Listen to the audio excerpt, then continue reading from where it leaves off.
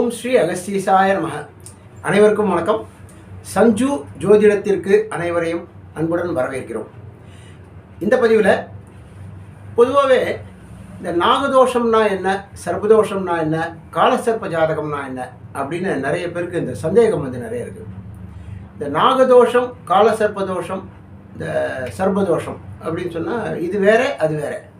சர்ப்பதோஷமும் நாகதோஷமும் ஒன்று. இது சொல்கிறது தான் வேறு வேறு. காலசர்ப்ப ஜாதகம்ன்றது வேறு. இது என்னன்றது நம்ம பார்ப்போம் கொஞ்சம் விரிவாக. இப்போ நாகதோஷம் அப்படின்னு சொன்னாலே ஜாதகம் எடுத்துகிட்டு போயிட்டு, அம்மா உங்களுக்கு பையனுக்கு நாகதோஷம் இருக்குது, பொண்ணுக்கு நாகதோஷம் இருக்குது, இதுக்கு பரிகாரம் பண்ணணும் அப்படின்னு ஜோசியர் சொல்கிறார். உடனே நம்ம பயந்துடுறோம், ஐயோ என்ன பண்ணுறது அப்படின்னு. அதெல்லாம் பயப்பட வேண்டிய அவசியமே இல்லை. தோஷங்கள் இல்லாத மனுஷனே கிடையாது. ஏதோ ஒரு தோஷம் இருக்க தான் செய்யும். அதில் இது ஒன்று, அவ்வளோதான். அதுக்குண்டான இப்போது உடம்புனா பல வியாதிகள், அதுக்கு ஒரு மாத்திரையை போட்டு நம்ம அதை சரி பண்ணிக்கிற மாதிரி இதுக்கு ஒரு சின்ன விஷயத்தை பண்ணி அதை சரி பண்ணிக்க போகிறோம், அவ்வளோதான், வேறு ஒன்றும் இல்லை. ஆனால் நமக்கு அது தெரியாமே இருந்தால் தான் அதோட தாக்கம் நமக்கு பெருசாகி நமக்கு கிட்டத்தட்ட ஆல்மோஸ்ட் இந்த முத்திர ஸ்டேஜில் போய் நம்ம பரிகாரம் பண்ணி பிரயோஜனம் இல்லை. நம்ம முதல்ல தெரிஞ்சுக்கணும். எப்பவுமே ஒரு ஜாதகத்தை ஒரு 6 மாதம் இல்லைன்னா ஒரு வருஷத்துக்கு ஜோசியர்கிட்ட எடுத்து போய் காட்டி, இப்போ இந்த கோச்சார நிலை எப்படி இருக்குது, கிரக நிலை எப்படி இருக்குது, தசாபுக்தி எப்படி இருக்குது, அப்பப்போ நம்ம இந்த பாடி செக்கப் பண்ணுறோம் இல்லையா, நல்லா இருக்கா, எல்லாமே பர்ஃபெக்டாக வேலை செய்யுதா உடம்புல அப்படின்ற மாதிரி நம்ம செக் பண்ணிக்கிறது சின்ன விஷயந்தான், நல்லது. அப்படி நம்ம பார்க்கும்போது, ஜாதகத்தை பார்க்கும்போது இது என்ன பண்ணலாம், நாகதோஷம் எப்படி சரி பண்ணலாம் அப்படின்னு பார்க்கலாம். இப்போது நாகதோஷம் அப்படின்னு சொன்னால் எப்படி நம்ம அதை கண்டுபிடிக்கிறது ஜாதகத்தில் அப்படின்னா, நம்ம ஜாதகத்தில் பூர்வ புண்ணியஸ்தானம் அப்படின்ற ஒரு இடம் 5வது இடம், அதுக்கப்புறம் 9வது இடம் பாக்கியஸ்தானம். இந்த ரெண்டுமே பொதுவான விஷயங்கள். குழந்தை ஸ்தானம் 5வது இடமும் குழந்தை ஸ்தானம், 9வது இடமும் குழந்தை ஸ்தானம். இப்படிப்பட்ட ஸ்தானத்தில் இந்த ராகுவோ கேத்துவோ செவ்வாயோ சனியோ இவங்கெல்லாம் இருந்தாங்கன்னா இந்த சர்வதோஷம் நாகதோஷம் சொல்கிறது உண்டு. இந்த அசுப கிரகங்கள் இந்த 5, 9 இருந்தால் கொஞ்சம் தொந்தரவு தான். இந்த 5வது இடமும் 9வது இடமும் பாதிக்கப்பட்டால் இந்த நாகதோஷத்தினால் ஏற்படக்கூடிய விளைவு எப்படின்னா, வேறு ஒரு பிரச்சனையும் கொடுக்காது. குழந்தைகளால் மனக்கவலை கொடுக்கும், அவ்வளோதான். பெருசாலாம் ஒன்றும் இல்லை. கல்யாணம் ஆனவங்களுக்கு கொஞ்சம் தாமதமான குழந்தை பாக்கியம் இருந்தாலும் குழந்தைகளால் நமக்கு மனக்கவலை, இந்த மாதிரி தொந்தரவுகள்லாம் கொடுப்பாங்க. இது எப்படிங்க உற்பத்தி ஆகுது அப்படின்னு பார்த்தீங்கன்னா, பூர்வ புண்ணியஸ்தானம் நான் முதல்ல சொன்ன மாதிரி இந்த இடத்துல ராகுவோ கேத்துவோ இவங்கெல்லாம் இருந்தால் சர்ப்பத்தினால் ஏற்பட்ட, அதாவது பிரச்சனைகள், அதாவது அவங்களுடைய சாபங்கள்.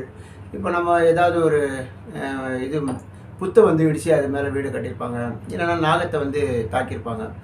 இந்த நாகத்தை தாக்கினாக்கா உடனே தோஷம் வந்துருமா, நமக்கு பின்னாடியே சேருமா அப்படின்றது ஒரு கேள்வி.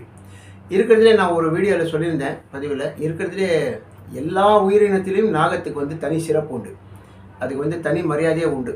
எல்லா கடவுள்கிட்டையும் நாகம் இருக்கும் அப்படின்றது ஒரு வீடியோவில் சொல்லியிருந்தேன். அப்படிப்பட்ட அந்த ஒரு சின்ன விஷயம், எது எந்த இனத்தை நம்ம தொந்தரவு பண்ணாலும் அதுக்குண்டான நிச்சயமாக பலன் உண்டு நமக்கு. அது எல்லாருக்கும் தெரிஞ்ச விஷயந்தான். அதுபோல் இந்த நாகத்துக்கு கொஞ்சம் வீரியம் ஜாஸ்தி, வேற ஒன்றும் இல்லை. அது நமக்கு தொடர்ந்துக்கிட்டே வரும் இந்த தொந்தரவுகள். ஸோ இப்படிப்பட்ட தொந்தரவுகள் 5வது இடம் பூர்வ புண்ணியஸ்தானம் சொல்கிற இடத்துல போய் இவங்கெல்லாம் இருந்தாங்கன்னா பிள்ளைகளால் நமக்கு மனக்கவலை கொடுப்பார். இப்போ செவ்வாய் போய் உட்காந்துருந்தாருன்னா சகோதர சகோதரிகளால், உடன் பிறந்தவர்களால் ரொம்ப தொந்தரவு கொடுப்பார். ஸோ இந்த மாதிரி நிறைய விஷயங்கள் நம்ம ஜாதகத்தில் எப்படிலாம் அமைஞ்சிருக்கோ அதுக்கு ஏற்ற பிரச்சனைகள் பலன்கள் நமக்கு உண்டு. ஸோ இது நாகதோஷம் சொல்கிறது. இது நிவர்த்தி பண்ணுறதுக்கு உண்டான நிறைய இடங்கள், அதாவது முதல்ல சொன்ன 9வது இடத்துல இருந்தாலும் நாகதோஷம் சொல்லுவோம். பாக்கியஸ்தானத்தில் நமக்கு வர வேண்டிய சொத்து இப்போ ஜாதகத்தை காட்டி, சாமி எங்களுக்கு தான் சொத்து இது சேரணும், ஆனால் சேரவே மாட்டேங்குது, பல பிரச்சனை இருக்குது, பல இடைஞ்சல் இருக்குது அப்படின்னு சொல்கிறதும் இந்த நாகதோஷத்தில் ஒரு வகை. அப்படி நமக்கு எந்த விதத்துலேயும் நம்ம வாழ்க்கையில் ஒரு நிம்மதியற்ற தன்மையை கொடுத்தோம் இந்த நாகதோஷம். இது நாகதோஷத்துக்கு உண்டான விஷயம். அதுக்கப்புறம் காலசர்ப்ப ஜாதகம்னு நம்ம முதலே சொன்னோம் இல்லையா, இது ரொம்ப, அதாவது ஒரு தனிப்பட்ட விஷயத்தை தடுக்கும். காலசர்ப்ப ஜாதகம் எல்லாத்தையுமே தொந்தரவு கொடுக்கும். இப்போது உதாரணத்துக்கு மேஷத்தில் ராகுவும் துலாத்தில் கேத்துவும் இருந்து வரிசையாக அதுக்கு உள்ள எல்லா கிரகங்களும் போய், மற்ற கிரகங்கள்லாம் 7 கிரகமும் போய் லாக் ஆகிடுச்சுன்னா எல்லா வேலையும் நமக்கு தாமதமாகும். எந்த வேலையுமே நமக்கு உருப்படியாக நடக்காது. இப்போ உதாரணத்துக்கு மேஷத்துக்கு ஜீவனாதிபதி போய் வீக் ஆகிடுறாரு, 10 அவரும் போய் அந்த ராகு கேது உள்ள போய் மாட்டிக்கிட்டாருன்னா வேலை சம்மந்தப்பட்ட விஷயங்கள் கெடும். பஞ்சமாதிபதி போய் மாட்டினார்னா அவர் அந்த சம்மந்தப்பட்ட விஷயம், குழந்தை பாக்கியம் கடன், எப்படி ஒவ்வொரு காரகத்துக்கும் உண்டான கிரகங்கள் போய் லாக் ஆனதுனால மற்ற எல்லா வேலையும் வந்து நமக்கு இடம். இது வந்து காலசர்ப்ப ஜாதகம். அதே மாதிரி ரொம்ப தாமதமாகும், எல்லா விஷயமும் தாமதமாகும். கல்யாணம் தாமதம், குழந்தை பாக்கியம் தாமதம், வேலையில் பிரச்சனை, மனதில் வந்து மனசில் நிம்மதி இல்லை, இப்படி வந்து பலதரப்பட்ட பிரச்சனைகள் வந்து ஓடிக்கிட்டு இருக்கும். இதில் ரொம்ப முக்கியமாக இது எப்போ சார் வந்து நமக்கு வளரும், எப்போ வந்து பெருசாகும், எப்போ அந்த டவுன் ஆகும் அப்படின்னு ஒரு கேள்வி வந்து நிறைய பேர் கேட்குறது உண்டு. இப்போ வந்து பார்த்திங்கன்னா இதில் எப்போ வளரும், இதோட தாக்கம் வீரியம் ஜாஸ்தியாகும் அப்படின்னா, ஏழரை சனி, அஷ்டம சனி, அர்த்தாஷ்டம சனி, இந்த மாதிரி தொந்தரவுகள்லாம் வரக்கூடிய காலகட்டத்தில் நமக்கு இது பெருசாகும்.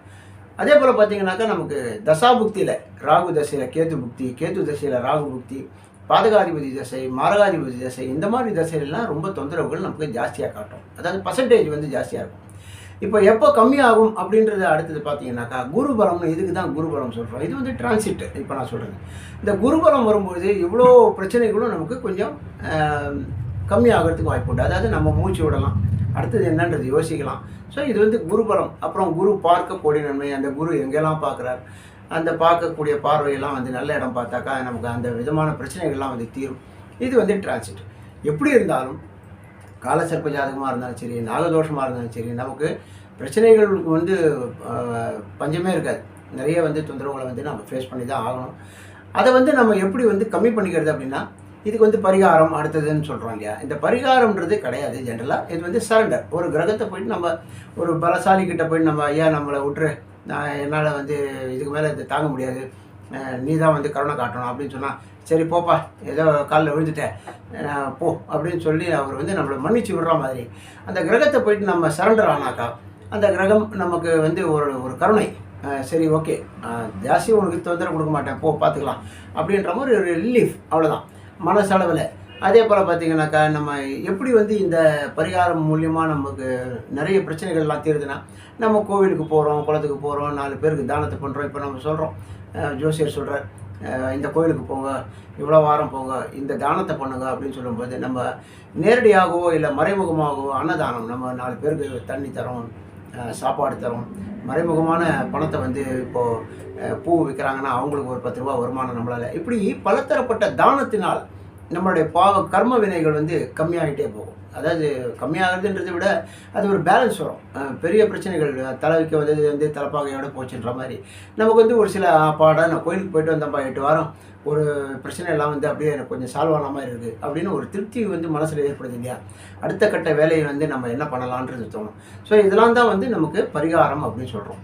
அதனால் இந்த காலசர்ப்பமாக இருந்தாலும் சரி, நாகதோஷமாக இருந்தாலும் சரி, இப்படிப்பட்ட பிரச்சனைகள்லாம் இருந்தால் திருப்பாம்புரம் அப்படின்னு கும்பகோணத்தில் வந்து அதுலேருந்து ஒரு 40 கிலோமீட்ரு, அங்கே போனீங்கன்னா ஒரு ஹோமத்தையும் அதுக்கப்புறம் நாகப்பிரதிஷ்டையும் பண்ணலாம். கர்நாடகாவில் குக்கே சுப்பிரமணியம் போகலாம், திருநாகேஸ்வரம் போகலாம் கும்பகோணத்தில், காளஹஸ்தி போகலாம் ஆந்திராவில்.